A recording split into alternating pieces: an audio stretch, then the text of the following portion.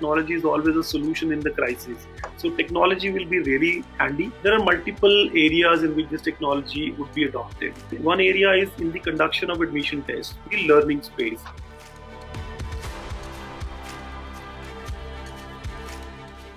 For online education to really become mainstream and enroll, millions of students rather than hundreds of thousands of students, we need to have online degrees that are accredited by the various agencies.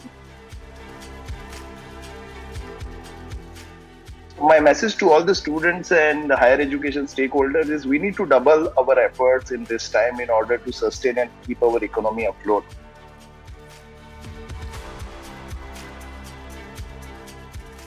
In India, we have to look at technology and education 4.0 as actually providing education to the uneducated, people who are not getting quality education. Education 3.0 was nothing but technology driven. This is now going to be a permanent feature and is now going to figure in all the teaching learning activities of times to come.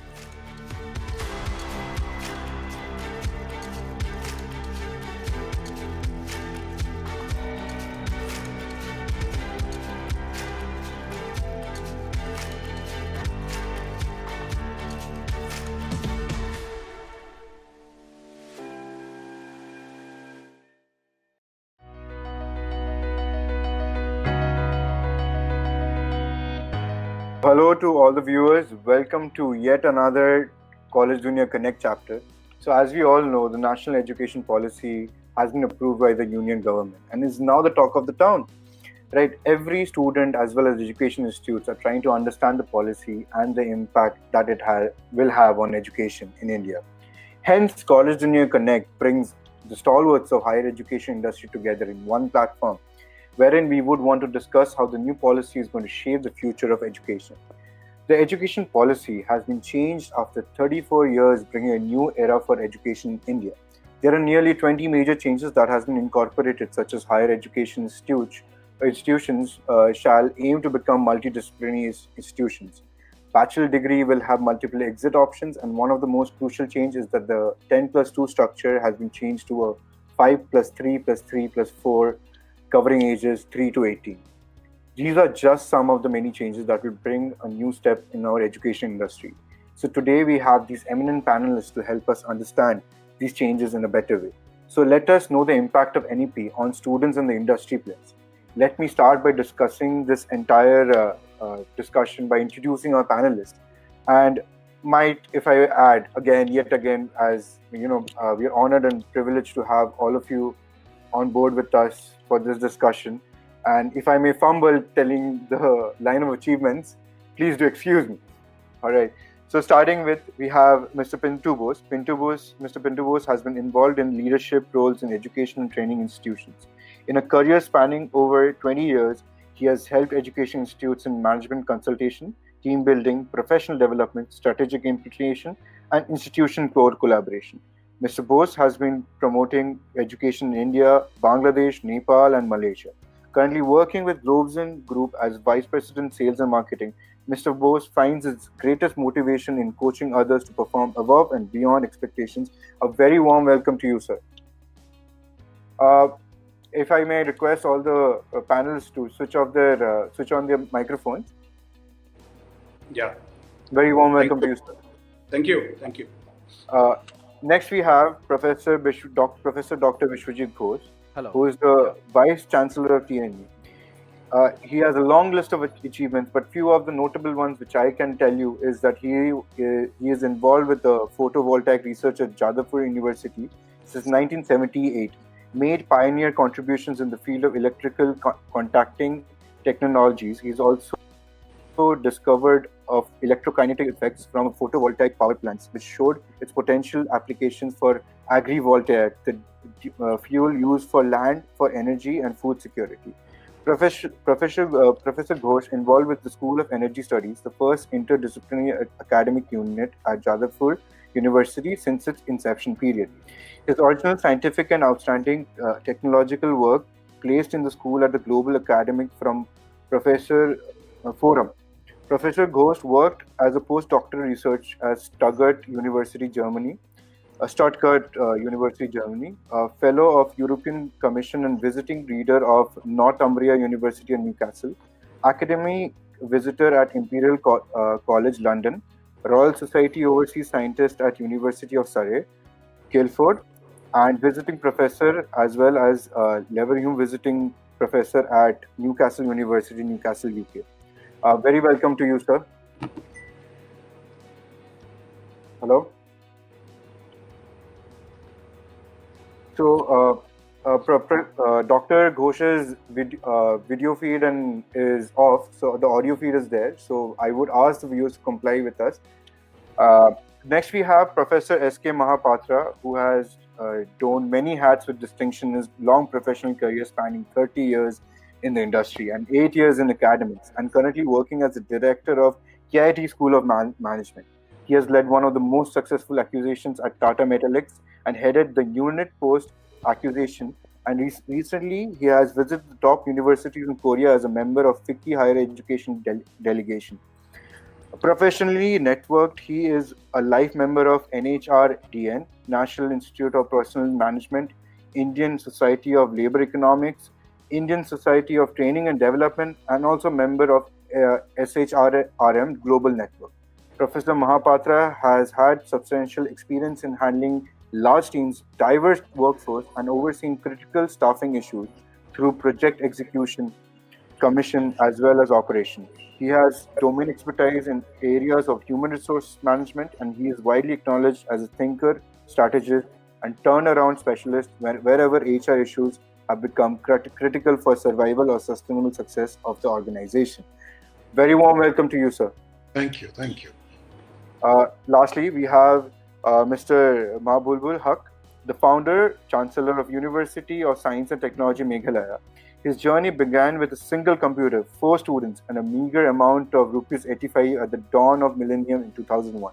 Today, along with USTM, he is the founder of Regional Institute of Science and Technology, Central Public School, University School of Law and Research, and Professor Kumar Hoque School of Education, School of Business Science, Khairun Nessa Begum Women's College, Fakhruddin Ali Ahmed Center of Coaching and Guidance, Education Rehabilitation Center. He has been widely recognized and awarded and feted with laurels such as Shiksha Acharya Award from the Assam Sahitya Sabha, Visionary Edupreneur Award, Aligarh Movement Award, NET-FI Award, Minority Education Leadership Award, Maulana Abdul Kalam Azad Memorial Award, among others. A very welcome to you, sir, and we are proud and honored to have you on our panel. Thank you so much, sir. So let's start our discussion. This is a question that I would want everyone's views in it. So NEP 1968, NEP 1986, NEP 2020. How do you see NEP has evolved in the last 4 decades? I would ask Professor Mahapatra to start off with the discussion, sir. Good afternoon, good evening. Good evening, sir. In fact, it's a very interesting question. I believe that culture is a continuum. Similarly, education is a subset of the culture of a particular region.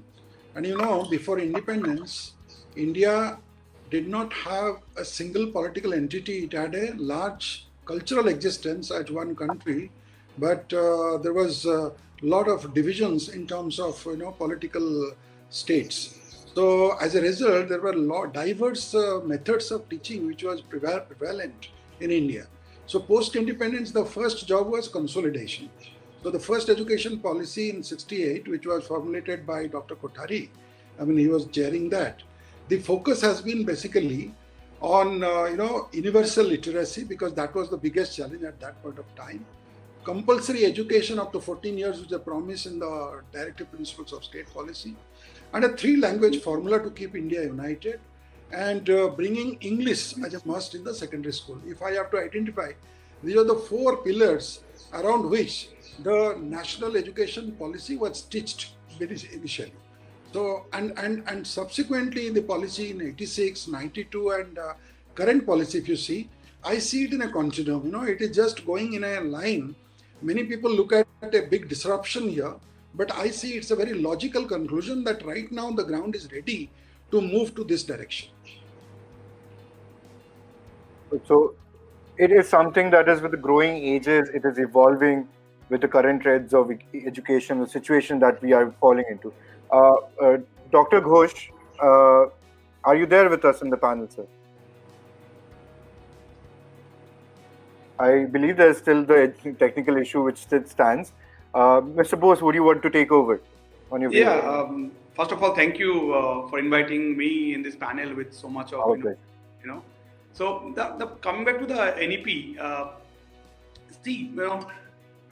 actually receiving after 3 decades of the new policy. I mean, in these 3 decades, so many things have changed in the industry-wise and otherwise, and that has to be implemented in the policy because to make it relevant. And what exactly happened from the older one to new one? A lot of changes that has been happened and actually documented so nicely. Is so much of research that has been taken place to bring this policy. Lot of change. The main change, obviously, the student-centric approach. Not that otherwise. Now, students must learn and their own choice and in their own passion. That is the most important thing that I feel in this new policy has evolved with many others. I mean, if I get chance, I'll talk about those also. But the main takeaway of this policy compared to the old one is the student-centric approach and this multiple exit and entry aspect, which helping or it should help students to learn and grow as per their own choices and as per the demand of the industry, which is my point of view of looking at this new policy compared to the old one. So that my takeaway, and whatever I come later, I'll talk further. Hello. Dr. Ghosh? Hello. So over to you, Mr. Hoque. Any views, your thoughts on this? Thank you, other panelists. Thank you, organizer, for inviting me. Thank you, sir. On education of new education policy 2020. I am fully agree with Dr. Mahapatra that what he was telling, that it is a kind of revolution, I must say. But in this evolution, it has taken nearly 34 years of time. That after a long period, this new education policy we got. I must share one of my experience that recently I came in touch with one of the greatest architects of the country, who usually prepares the, who made the plan for the medical colleges. So he said that as you have a university, can I make a medical college plan for you? Then he has nicely designed, and after that I have shared with many founder of medical colleges and people working in the medical fraternity. And immediately they started talking that I think it is a project of nearly 2,000 crores and it will be the one of the unique medical college in the country. So in one side I was just laughing, and other side I was very much worried that I have shared this plan with the very serious people and top people of the country who is working in the medical sector, including Director of Medical Education. So new education policy certainly is a, after lots of brainstorming session and collection of data from all the stakeholders, from various authorities, and after it, I must say it is a research outcome. And it is a welcome move. Being an academician, I must say this is a welcome move. But everything depends on the implementation. That in every policy there will be some lacuna, some shortcomings. Similarly, people are talking about the kind of shortcomings in the new education policy. I don't believe, I am not very much giving kind of attention on this aspect. But at least I must say 90% is positive, 90% is towards the right direction, right move. But do you have a political will, and do we have a phase-wise plan for proper investment in the field of education so that we can implement it nicely? Secondly, I must say that there is one thing. I have less idea, but Professor Mahapatra and other people can say that we are allowing the universities from outside to operate in our country. Probably they have taken this decision to create a competitive kind of culture. But why we have not taken such kind of decision in our new education policy that people of eminence from our country who are serving in other countries, outside countries, and they are doing excellent in their own area. Why we have not taken such move of people who are serving in different countries outside, different research organizations, different universities? Why we are not attracting such kind of people and they are joining in our own university, in our own country, instead of inviting the universities from outside? We always talk about that our universities are not included among the 100 top class universities of the world. Why you have failed? This certain kind of issues has not been addressed in the new education policy. That one of the things is that even if our people have a kind of innovative and research mindset, they cannot fulfill their aspirations in our country staying back because we have a less poor infrastructure. Today, if you read, I have read many times the new education policy, and every time I am getting new ideas and new kind of perceptions in my mind. But if I am belonging a very remote village, if I see the structure of the schools and the teaching methodology, the people, and even including the degree colleges available in the rural areas, today in the new education policy, we are talking about the automation, autonomous characteristics to the such kind of colleges. Then what will happen? Yes, they are talking about phase-wise autonomy will be given to the colleges. But it is not written clearly the kind of equivalence, kind of limitations of a particular college. And it was also told that every district will be nearby one university. And we have categorized 3 different kinds of university: research university with academia, academic universities with research facilities, and then autonomous colleges. So these are the certain things, I think, being a founder of a university, whatever way, in a smaller way we are working. The issues today we are facing because of different kind of regulation. And today we are categorizing the university and we are doing different kinds of things. How one university can appreciate a degree or kind of give equivalence to a particular degree issued by any other colleges or by any other universities. So all these aspects I think lots of discussion will be made and then it will be cleared, and certainly the entire framework will be given.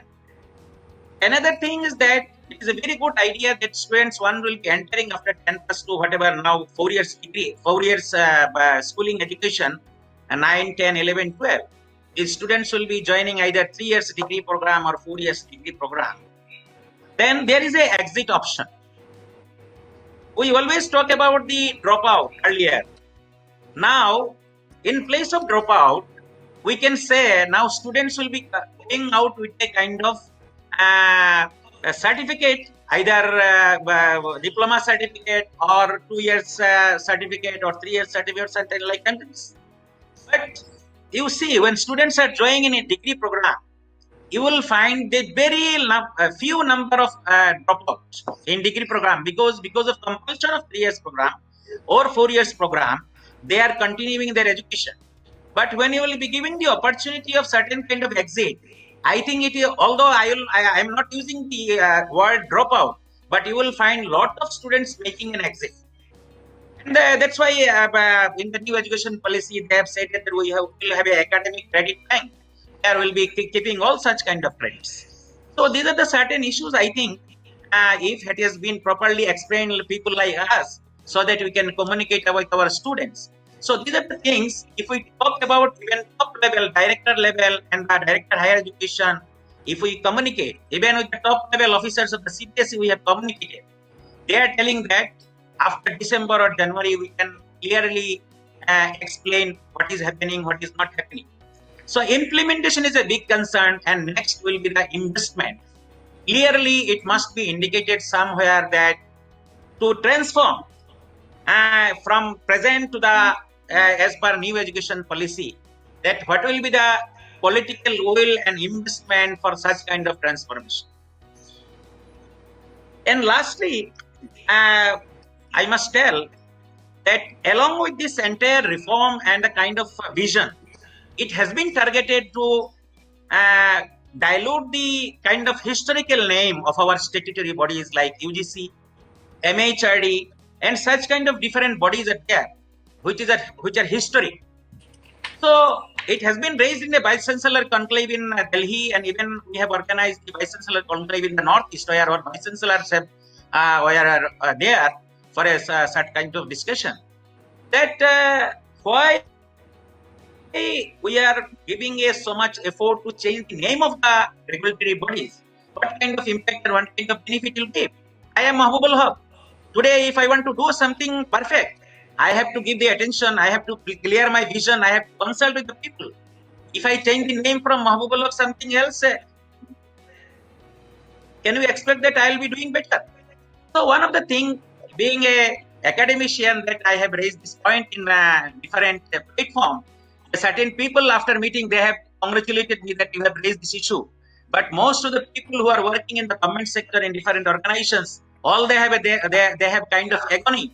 But it is impossible for them to explain it in any kind of forum where government peoples are there.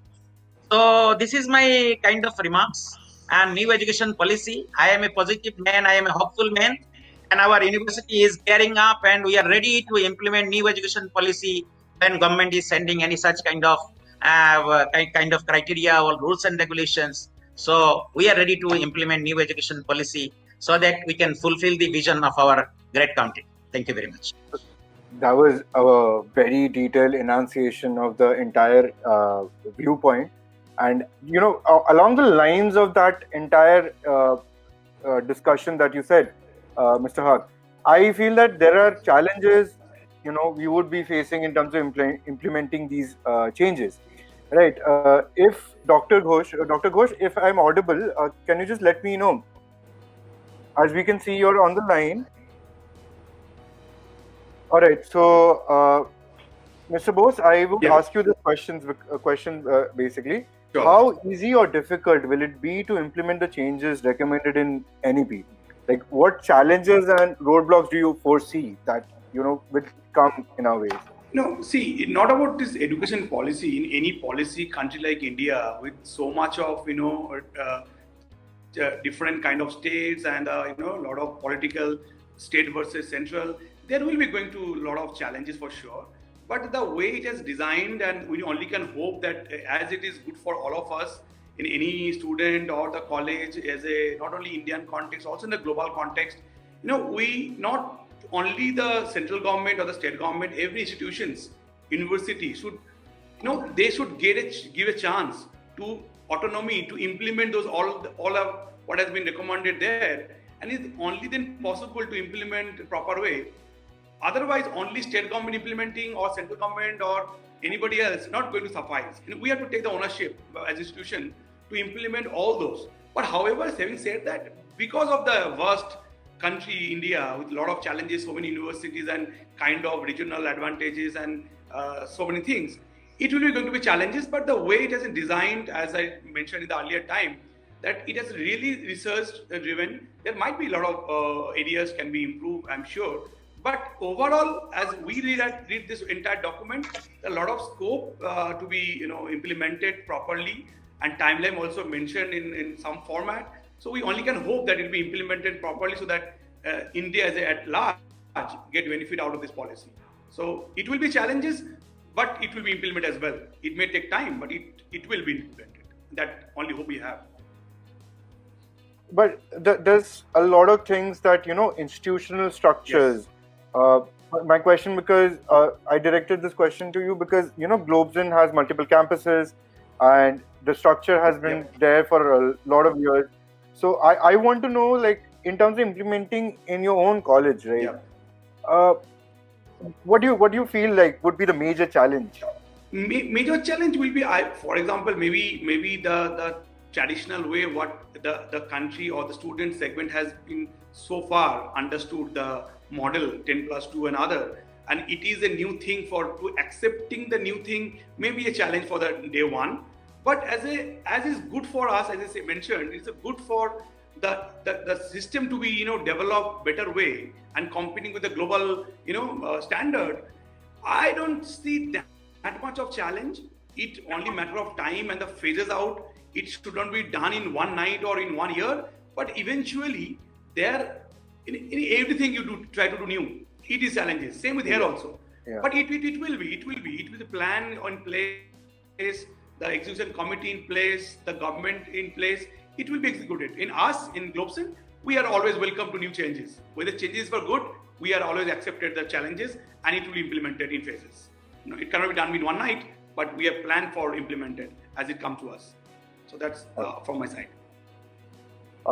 So this is a time where students are expecting a lot of different things in their own lives and in their own career. They're evaluating their own priorities and all, and a lot of things have changed. So considering KIIT School of Management, Professor Mahapatra. So considering that the 3-year and 4-year UG courses will have a master of 2 years and 1 year respectively, 1 year or 2 years or 1 year respectively, what are your insights on the change which is there, the specific one? Yeah. In fact, I think there are a few things I need to mention before I get into that. First, just to give you, because we have discussed, Professor Hoque has very elaborately discussed, but suppose we have to summarize in a few words or in a few sentences, what you are exactly looking at. One thing everybody says, there is a complete overhaul of the education system in India. There is a mixture of tradition and modernity, and we are blending our cultural roots with the future technology and science. We are bringing multidisciplinary education in a big way.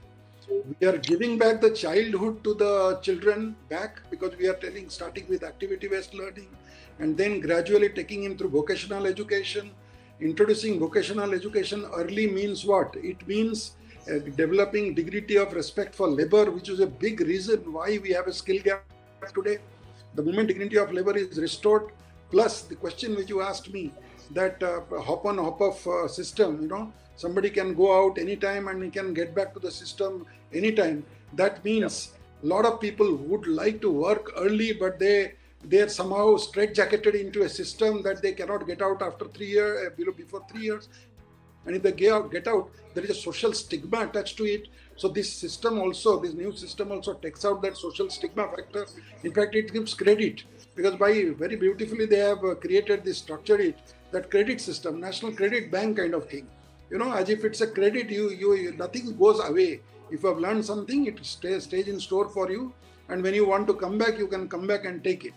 So then there is one issue which Professor Hoque mentioned, which I want to also emphasize, classification of university into different types, research university, teaching university. And you see, government is totally bogged down with one issue, that there are proliferation of higher education institutions, 50,000 of them, and there are institutions which are having less than 100 students, and they are standalone, they cannot survive, and they are basically commercialized. That is the main worry to the government, I find. The second worry the government had was that there is a big skill gap which is showing up, and the government knows that India has an advantage, demographic advantage of a large youth population till 2035 or 2050 even, as a large, but this advantage can turn into either a disaster or a dividend. It will turn into a disaster if skill gap increases. It will be a dividend if skill gap narrows down. It's as simple as that. So that's why I feel the biggest take in this policy is this restructuring has been done very, very carefully, thoughtfully, after so much of consultation. This is the first time a policy has been framed in India with so many hours of consultations. I was also personally part of consultation. Professor Hoque was also part of consultation. I think Professor Bose also, in some way. All of us have been involved in this process. And I was pretty surprised to see that many of the views which have been articulated by us, they find a place here. One good thing about this policy, it's only 60-page document, unlike the previous policy which runs into hundreds of pages and becomes non-implementable. You asked this question of implementation. I want to always underline one point. Education policy is only a guideline, right? Education policy cannot be regulated. Nowhere on earth education policy can be regulated. See, whatever deterioration has taken place, it is because of the persons, how we have implemented. For example, we consciously decided to send our children to public schools and neglect the government schools. Who did that? The government found that there are not enough students there, so they started neglecting those schools. So there is no point in blaming this kind of, getting into this. Rather, in this policy, there is a broad guidance. Whatever has been good in the public schools, that has been brought into the overall policy. Whatever is good in terms of, student-centric learning, that has been given to everybody. And it has addressed skill gap in a very big way. I am extremely delighted at the way vocational education has been integrated from school onwards, early school onwards, right up to college level also. It has been taken forward. I will not see, I am very hopeful that the gross enrollment ratio will definitely go up to 50% if this policy can be implemented. But I will add a caveat. Caveat is, this is a post-dated check, remember. This policy fructifies in 2035. So don't expect quick results, don't expect early results. In fact, people are mentioning this policy has come after 34 years. But the truth is, 10 years back also this policy was framed, but it was scrapped again and again because it was not meeting all the things. And government changed. So again, this policy had to go through the mill and grind. And this particular NEP also, in last 1 year, it has gone through a thorough overhaul. But having done that, okay, we have taken a lot of time. But जैसे कहते हैं हिंदी में देर हुआ दुरुस्त हुआ. This policy is something which is good. It is contemporary. It matches with the Western education standards perfectly, whether school education or college education. It exactly matches those standards. It gives opportunity to all the private universities to grow also. Only I will appeal to the corporates to contribute, to come forward and contribute. We partner these kind of universities not with the purpose of thinking that they are running a business organization, but with the purpose that they are thinking that actually they are building their own people whom they will employ tomorrow. From that kind of a mindset, if they come forward and set up laboratories and things like that, it will work. Coming to KIIT University, my university, we are fortunate in the sense, whatever is there in the education policy, new education policy, our university founder had that kind of a vision, so we have been doing it. For example, multidisciplinary learning is already there. Our engineering students already study art, culture, economics, everything they study that opportunity. Even my management students have an option to also take a course in engineering college. That kind of option also exists here. And trust me, we also have a parallel. You might have heard about KIIT University, which is the largest tribal school in the world. Now 50,000 students study absolutely free of charge. No, nothing is charged to them. Neither food, nor course fee, nor it's a residential school. Now satellite branches are opening all over the places. And this is a very big movement which is happening parallelly. So our students, they are getting that kind of holistic perspective. While they study management in my school, when the moment they first visit the KIIT, we take them around there. They feel like contributing. Somebody goes to teach mathematics, somebody goes to teach their students English. This spirit of giving and sharing and caring, these things come very naturally. The holistic education which is talking about, it is very much there. The online thing, about 10 years back, we decided that I will go completely technical, completely. So we prepared for it. That's why we did not have nobody raised an eyebrow when it was decided that immediately we switch over to online education. So completed the classes, the examinations, everything on time, and the admissions, of course, and now we are going to start the new session for both. We are only waiting because a lot of government institutions could not complete their examinations. We do not want those graduates to be disadvantaged. So this time the new session is starting little late. And there is no other option because the plus 2 results have just come out and we had to wait for that. So on the whole, I would say, in India, it is not that I am not only talking about my university. I know there are few universities in the country. They have been experimenting with these things and for a long time. So the devil is in implementation, as they say. The implementation is in our hand. Whether I am a private organization or a public organization, we have to be very serious about it. If we believe in this policy, we should go ahead and implement it. No government can actually regulate. They can only interfere. They cannot regulate. And it is our, thankfully they have made one regulatory authority. But when I was going through the fine print, I read there are a lot of authorities still inside there. So I think over a period of time, those things will become clear. whether they are, they will be playing conflicting roles and they will create more hurdles, or they will be playing facilitators role. It is not just they are saying there is just one regulator there, but if you just go to the fine print, you will find at least 20 abbreviations of different kinds of bodies who will do something or other. Then this accreditation thing I also want to mention. This meta-accrediting agency and the accreditator institute. Now this is something that needs a lot of clarity, because earlier there was only NBA or there was this NAC was there. But today, if there is a meta-accrediting institution, what will be the structure of that meta-accrediting institution, and what will be the structure of those AIs, which will be expected that every district is expected to have 2 AIs, one will do the handholding, other will do the accreditation. Now there are a lot of ifs and buts which will come in implementation, but if we are patient and we know it's a long haul, it is not going to happen. 34 years it took to formulate the policy. We should not expect less than 13, 14 years, 15 years to see that this policy really gives results. We should not expect anything overnight to come dramatic, and but we need to trust this policy, because so far whatever policies we have seen, I think so far this is the most open and most appealing policy, which is seamlessly taking a child from the play school to vocational education to professional education. Thank you, sir. I think I took away this one thing at the end that you said in terms of understanding the policy.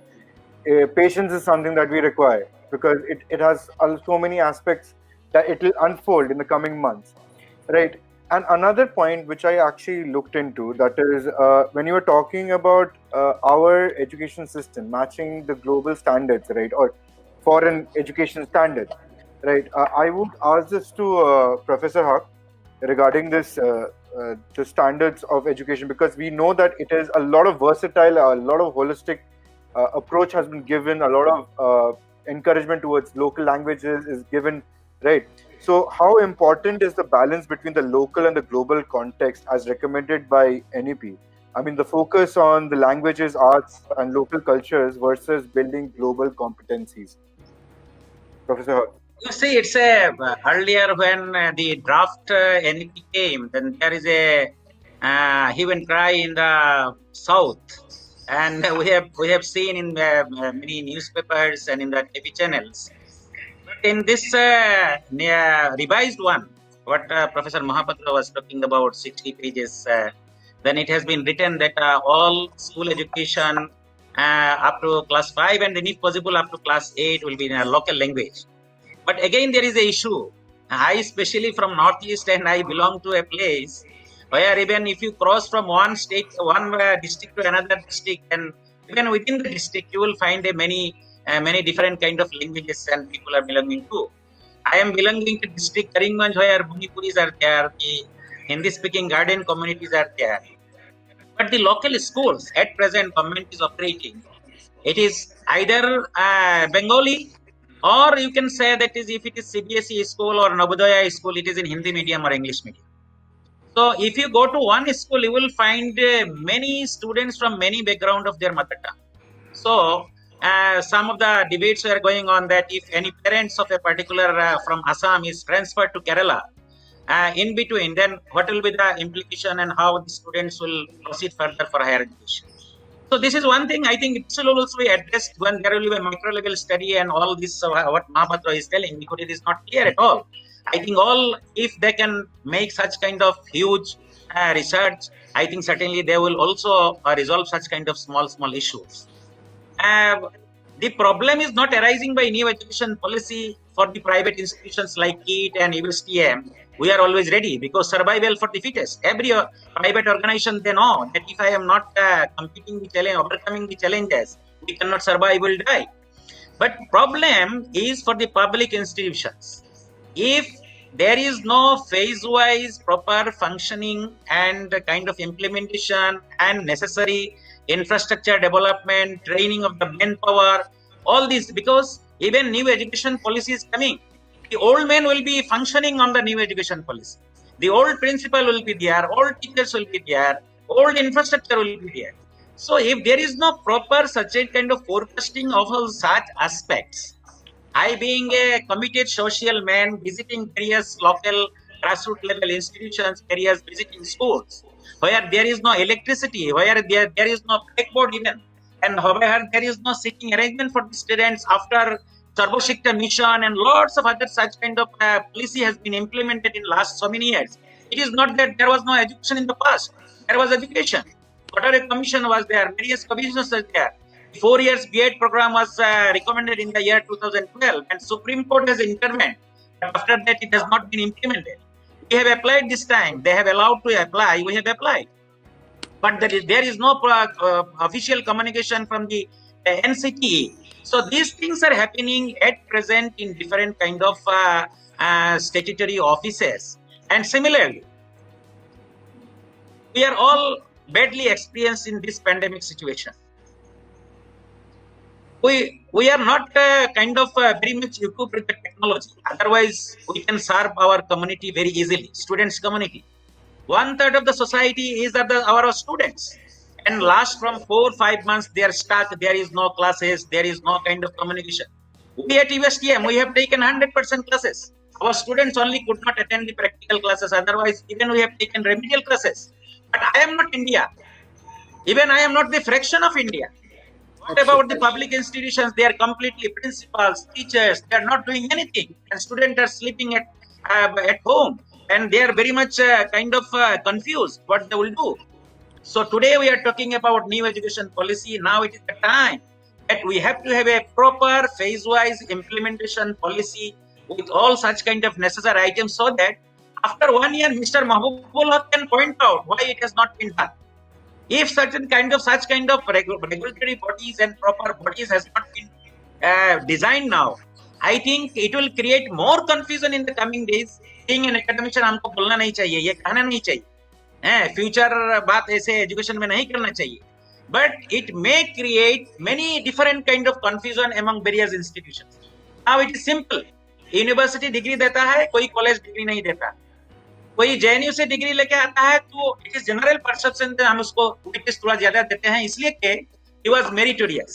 But now when this localized all such kind of services will be provided by the degree colleges and universities, it may create different kind of confusion, and there may be various kind of dark activities may happen. So therefore, I think although there is one regulatory body on the top, as Mahapatra was saying, many other bodies are there which will be monitoring, providing feedback, administering all these things.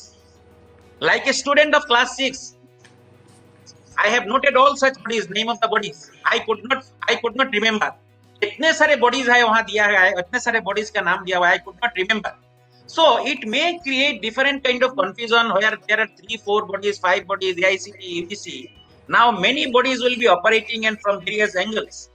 If it is not properly streamlined, and proper bodies for 3 years, 4 years with a proper vision, if it is not given, I think even new education policy will remain as a other kind of policy which cannot give the proper outcome.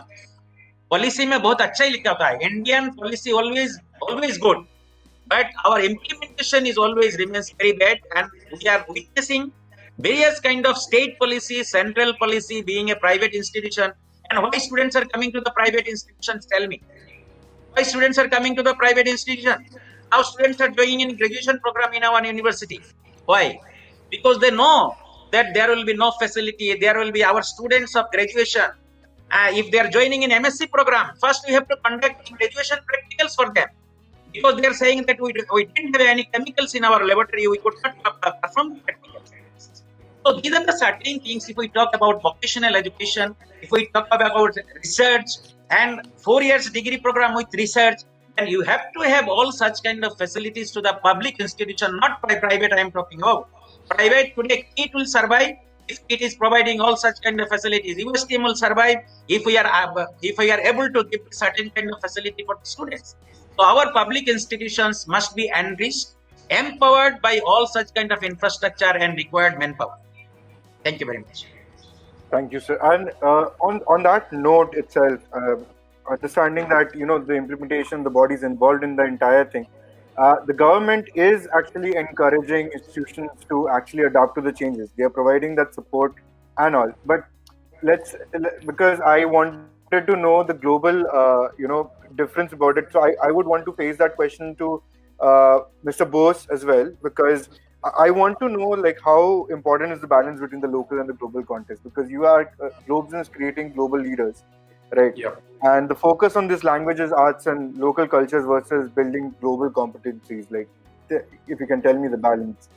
Yeah, sure. I mean, the aim of the NEP, I think, is aim to make India into the global map on the quality of education. That is the premises that is we started with.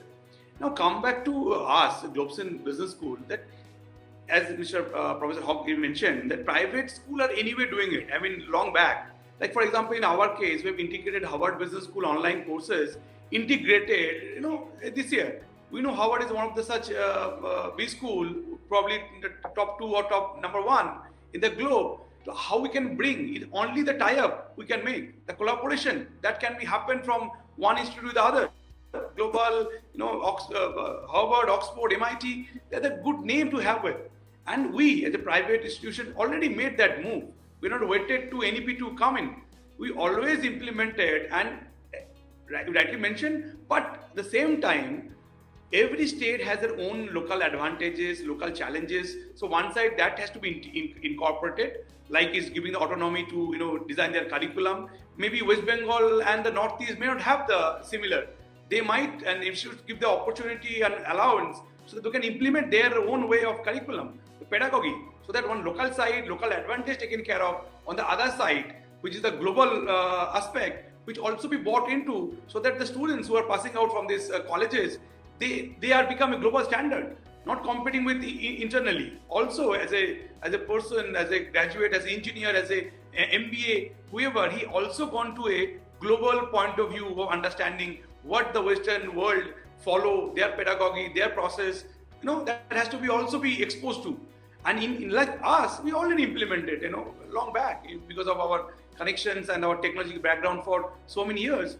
But as again Professor Hoque mentioned, the challenge will be with the public universities. I don't know how they will be able to implement, how far they will implement, and that is major challenge. I think that's going to happen, because that's the full world, not only 1-2 private institutions like KIIT or Globsyn, but his entire country has to be required to take this global and local simultaneously and build the curriculum and pedagogy in the right place. And that is only time to say. I mean, let's see how it implemented. Is very, very, time has not yet come that we can comment on that. Just a document has come to us, and it will only see how it phases out, as it go on. Let's see how it happens. So that is my take. Thank you for your view. And on that line also, Professor Hoque had mentioned, right? I find a question on that line. So I would want Professor Mahapatra to address that question from the viewer. So the question goes, NEP mentions that all single stream institutions will be phased out, right? And there will be only 3 types of institutions. But isn't it going to raise issues pertaining to the equivalence of degrees awarded by different colleges? And what will its adverse impact be on employability? Yes, of course, this is going to become a big issue. In fact, this is the biggest challenge in implementing this higher education policy, because there are so many standalone institutes, but government is giving certain time frame to every institute to develop the standards, and they are also giving an option to actually collaborate. While they have stipulated that a higher education institution should have minimum 3,000 students, I think that opportunity, the one door they have kept open, where these schools, they can collaborate. They have to decide if they have contiguous lands, they can take that, and either they grow. In corporate we say either you step up or you step out. There is no third thing. It's good that government has given that kind of a message to these institutions. And anybody who wants to compromise on quality, personally, I don't have, and all the panelists who are here, I don't think any of us would side with those kind of people with that kind of mindset. They must get out of this business. And education is not a business actually. Education is developing the country, developing the future of the country.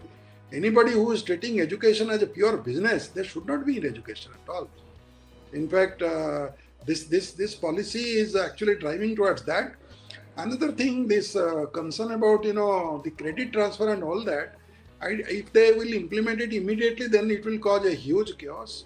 Even in 2022 also, I don't see the possibility of doing that. Maybe, as I mentioned, by 2035, probably this policy will see its effect. Real impact you will see by 2035. Because by that time, a whole generation of children from school level onwards, they would have come to college and they would be coming out. And by that time, the system's real efficacy will be testing at that time. As regards this global standard and Indian standard, don't forget the richest people in terms of average per capita income in United States of America are the people from Indian diaspora, and they don't have education in US. They were all educated in India. So many people decry the education standards in India. I don't agree with them at all. Our higher education, many of our higher education institutions are absolutely at par with the Harvards and all those. Because the global rating agencies are located in Washington or London or Tokyo or places like that, they do a biased rating. I am very convinced about it. If there is a real neutral global rating, then you will find most of our IITs will be figuring among the top 20, top 30, like that. This is unquestionably true. Even a person like Indira Nooyi with a IIM Ahmedabad background, persons like all these people just go there to pick up a small degree from whether Harvard or Stanford, because their corporates demand that. And it's a very shameful thing. Their corporates demand that there has to be a Stanford degree or there has to be some kind of a degree attached to them, and they know it. That's why they only add this to their CV. It's not required actually. Perfectly equipped. Our IIT students, our IIM students are best of the private school students. They are at par completely, and don't think our education standard is anywhere less than them. Only thing is, yes, we are operating in a global world. We have to respect the global regime also. To that extent, we will yield to that kind of thing, but we will also claim our rightful place in the global community. Okay, thank you, sir. Understanding that also, even again coming back to Professor Hoque's point, I wanted to put this question forward to you. With online education becoming the need of the hour, because we are doing everything online, even this webinar is happening online, the panelists and everything online. The need of the hour. How will the NETF support and resources be critical in incorporating a new channel of education for every student? Right? What challenges will be there, and how can institutes prepare themselves to handle themselves? You are asking me? Yes, I'm asking you. Shall I repeat the question once more? We are like me, all other private institutions. They have done their job nicely. We are knowing the pandemic, and even Professor Mahapatra, Mr. Bose, we are all knowing that even we are waiting for a vaccine. This is a ray of hope for all educational institutions that our students must come to the campus. That we are seeing, our campus is crying. So we are waiting for the vaccine. When vaccine is coming, even we are discussing with our friends that if it is purchasable, our institution will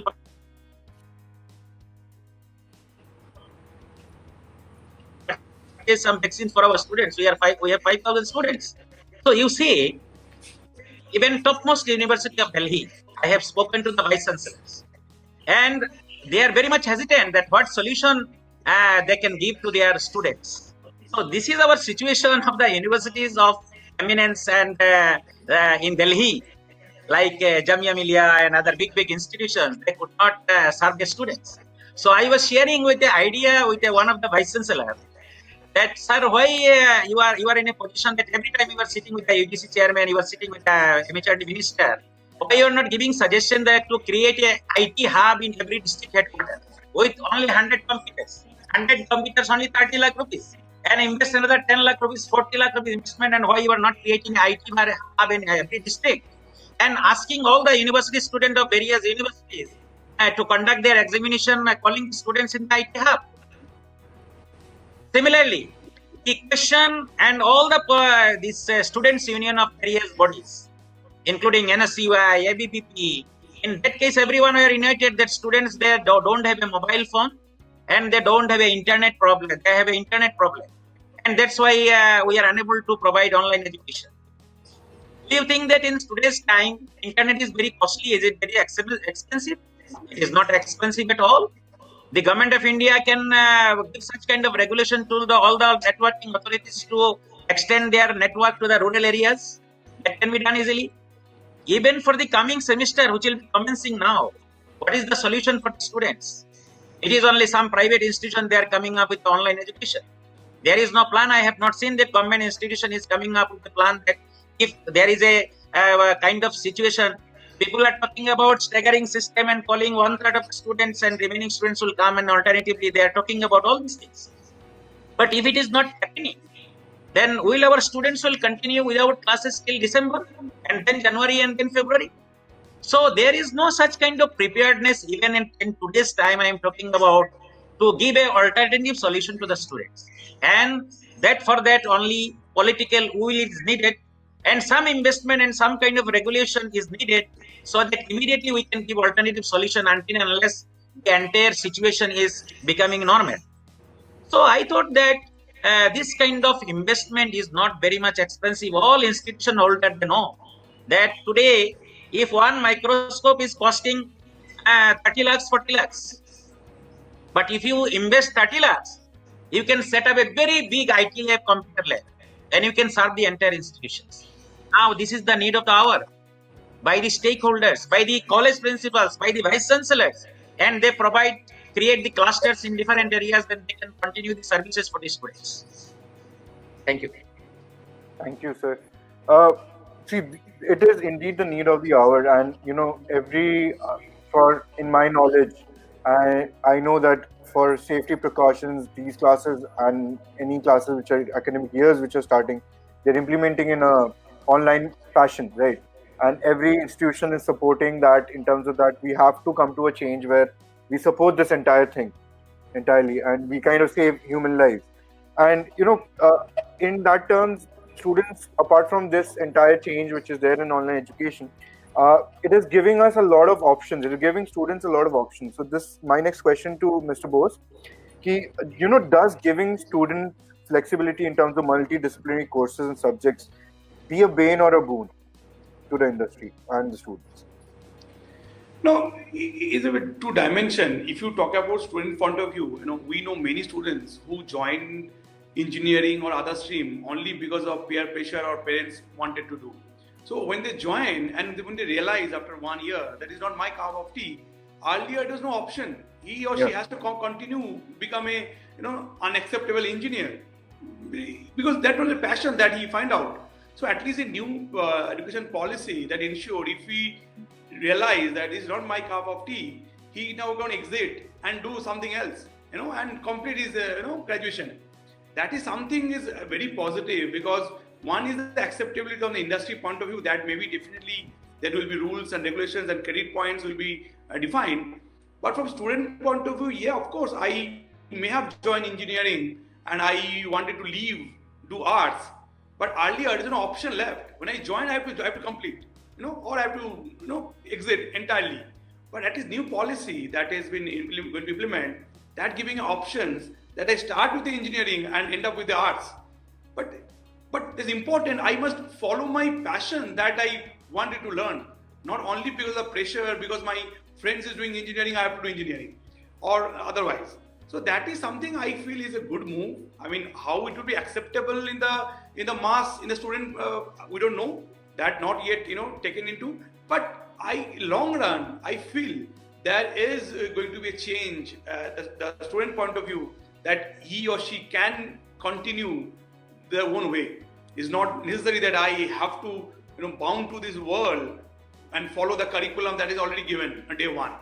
So that is something. And coming to the second part, the acceptability and there will be a challenge. What exactly he has done, what are the syllabus he or she has covered, how that will be judged, centralized by the corporate sector or otherwise as an employee point of view. That we see, I don't know what is that framework that going to implement, so that if somebody has done 1 year engineering, 2nd year commerce, some different subject taken, and one person entirely completed engineering for 4 years, what is the difference that will be in the corporate world when they are hiring a employee in their organizations. That yet to see. I don't know. As it is said, as it go implemented phase wise, we all come to know how corporate accepting this move, how students accepting the move, and otherwise is taken. So, but if you call it overall, it should be acceptable, and it will be definitely a positive note that we can aim, that we can hope. That is something that I would like to see this move. Just a point, brother Pintu Ghosh was talking about. लेकिन अभी पिंटू भाई, even me, will find many people are spending their time in dhaba. चाय के ढाबे में बहुत ज्यादा बच्चे मिलेंगे इस एग्जिट ऑप्शन की वजह से, and they will misguide their parents sometime. बोले हमको अच्छा नहीं लग रहा है, मुझे तो इंजीनियरिंग नहीं करना है. So this kind of problem will be created, and for that government also come up with counseling center. Counseling center, क्योंकि बच्चे को अपना एक freedom मिलेगा, वो निकल जाएगा. These are the few students we are talking about, that because multidisciplinary options, they are only 5 to 10% students are innovative mindset. Along with the economics, they want to learn computer. Along with the computer, they want to learn political science. They are only 5 to 10% students in the society. हम अगर 10% students को target करके अगर इस type का आपका framework बनाते हैं, it may create a huge problem among the students who will be uncontrolled, and neither principal nor parents can control them for various issues.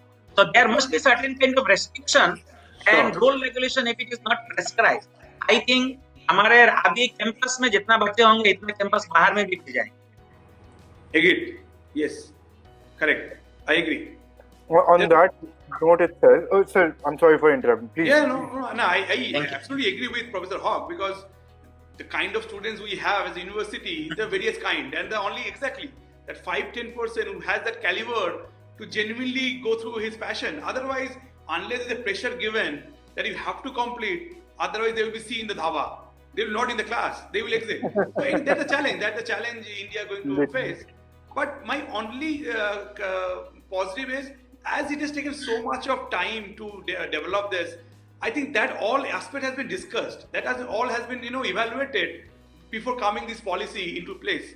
With that, the hope we have, because it has taken so much of time and research work into it. I'm sure that who have developed this policy, they've also gone through all piece and parcel of these elements and then came up with the policy. So it is definitely all be taken care of as is get implemented.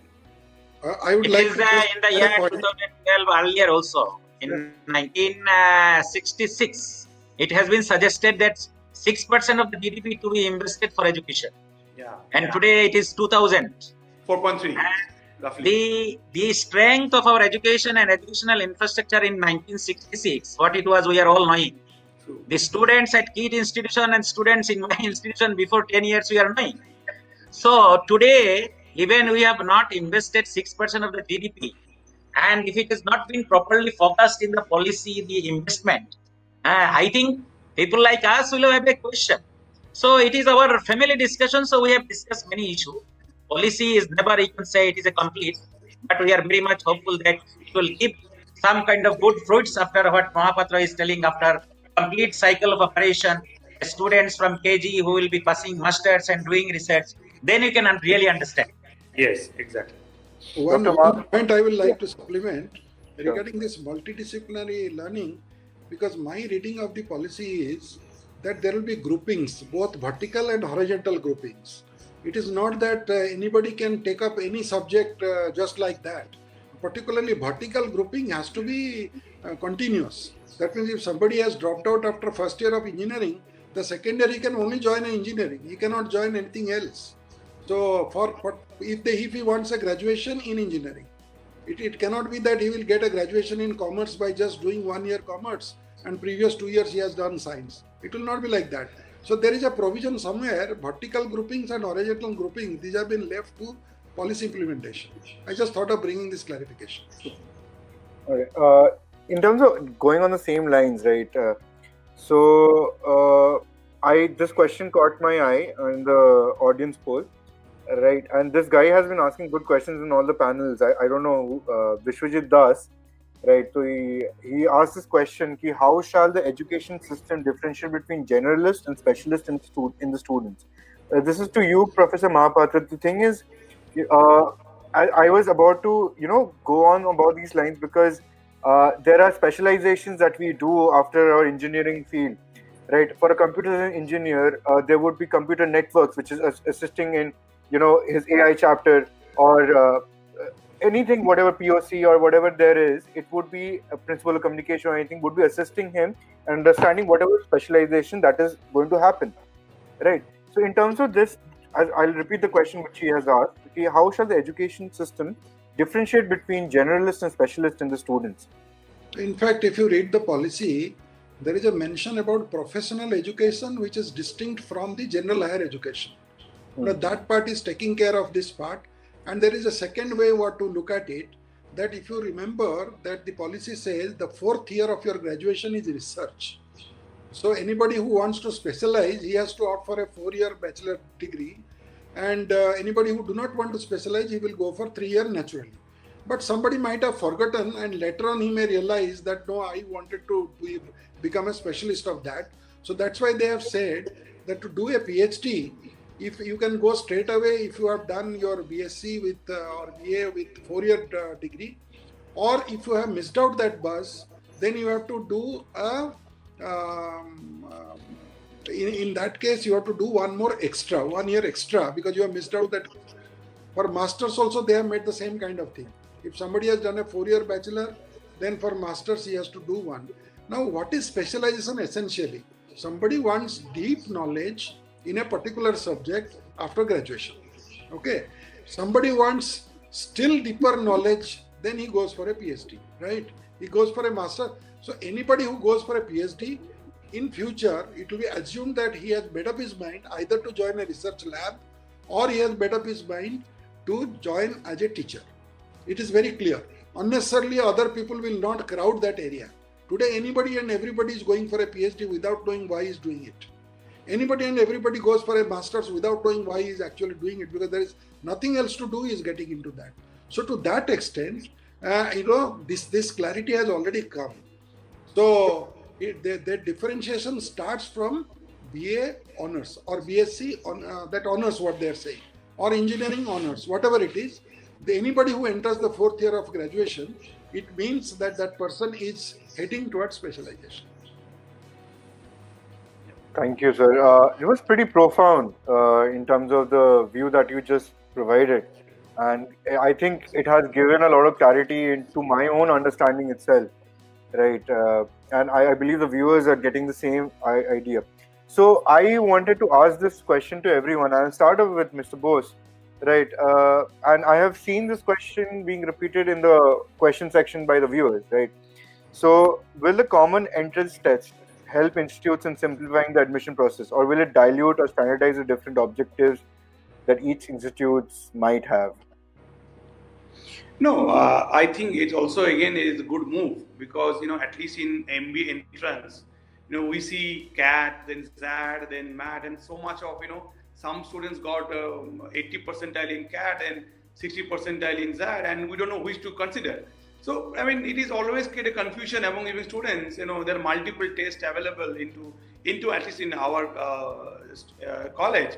So, I think when there is a centralized, entrance exam for universities, that will definitely going to help. But again, I don't know how it will be implemented, and because of the student segment are different, and how tough it will be to understand for others and cope up with that new system. I don't know, but of course, that centralized test, that is going to, even all other developed country has already following it up. That has to be a centralized, entrance exam, and all university has to follow that, not having the multiple test and multiple entrance system, and that only create confusion. So I think it's a good move again.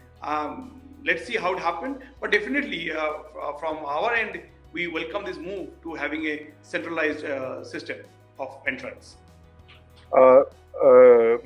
Professor Hoque, over to you regarding the same.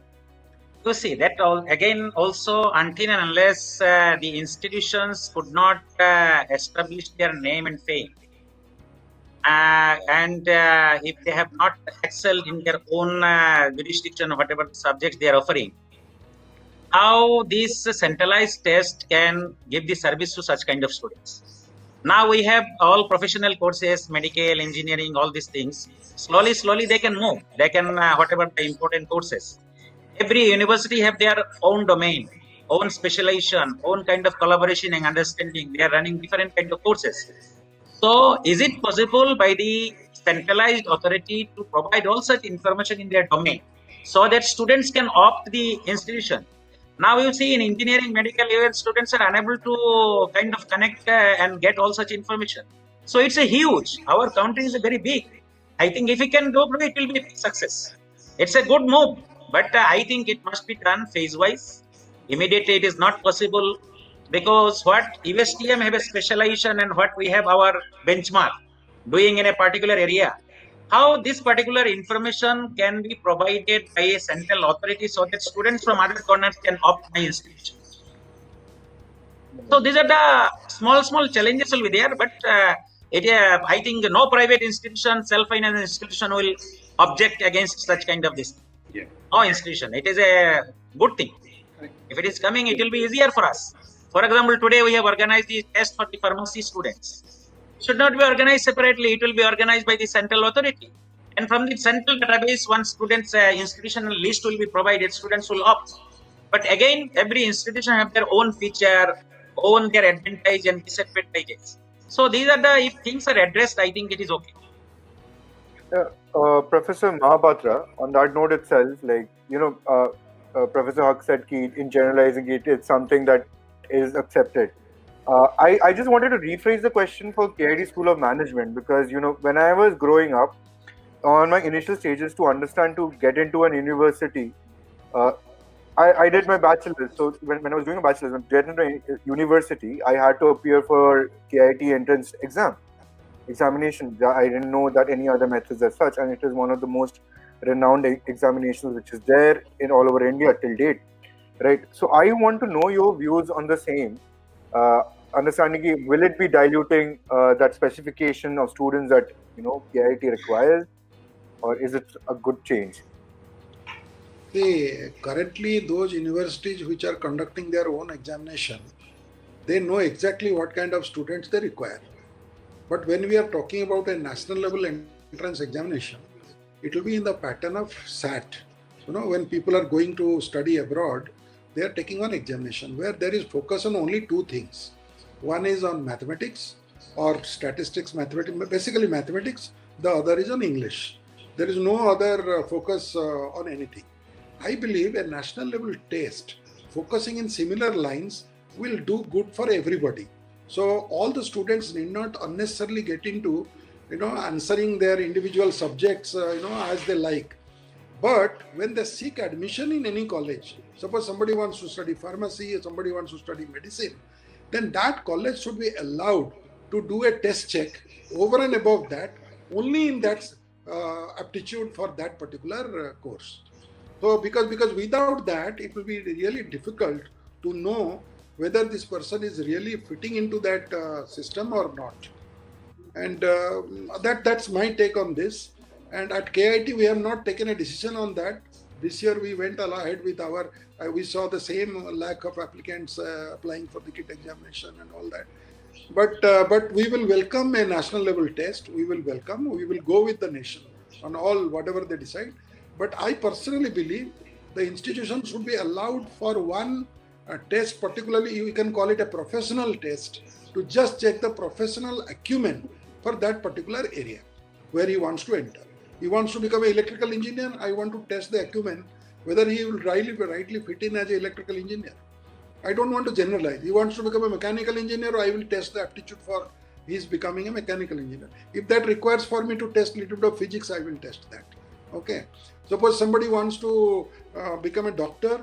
Today it is compulsory biology and chemistry they have to do. I don't see why chemistry is required. Only biology should be good enough. Even biology, botany, why it is required. Only zoology should be good enough. Right? I mean, I'm just giving an example. I'm not coming to any conclusion. So professional tests, that should be allowed to respective institutions to check that. Professional aptitude. But at national level, only 2. Thank you, sir. So this I want to leave actually. okay. This brings us to our end of our webinar. I would thank all of you for your thoughts and profound knowledge that we have all got in this entire session, and I believe students have a lot to take away from this. I just want to say one thing, that this is a situation where we are all anxious, we are all excited, we are all curious about what is going to unfold in the coming months. But I would tell our viewers who are students and who are, not sure of their future, we have great leaders like the panelists that we have. So I would yet again ask all the viewers or who are students to have faith in such great leaders and have faith in the guidance that they would be guiding you at the right path, no matter how many changes in education policies come. So good luck to every one of you, and thank you again for all the panelists. We are honored, and Collegedunia is honored and privileged to have you on board with us. Thank you so much, sir. Any parting thoughts you want to give the students? You're most welcome to do so. You are all cordially invited to our small university. Thank you. Thank you. Thank you. Thank you. Same here, I extend an invitation to visit KIIT University. I call it experience KIIT and KISS. I know. I am also the fan of the KIIT. Huh? I am knowing all background and everything. Many people are coming, discussing. So, Professor Hoque and Mahapatra, please also come to Globsyn. Certainly. Thank you for the invite. Thank you very much. Thank you. Thank you. Regrettably, we couldn't have Dr. Ghosh with us. We will surely have him on board to share his knowledge and everything with our viewers. Thank you all for tuning in. Until next time.